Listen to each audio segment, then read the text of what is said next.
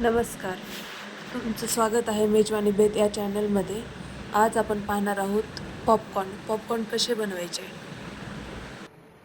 चला तर मग सुरुवात करूया. सर्वात अगोदर कुकर गरम करा आणि त्यात तेल किंवा तूप टाका. तेल गरम झालं की त्यानंतर हळद टाका.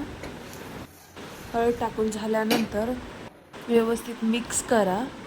त्यानंतर पॉपकॉर्नचे दाणे टाका. तेही व्यवस्थित मिक्स झाल्यानंतर त्यामध्ये चवीनुसार मीठ टाका आणि नंतर व्यवस्थित मिक्स करून लगेचच कुकरचं झाकण लावा. शिट्टी न लावता मध्यम आचेवर ठेवा आणि थोडं थोडं कुकर हलवत राहा. 1-2 मिनिटांनी पॉपिंग सुरू होईल.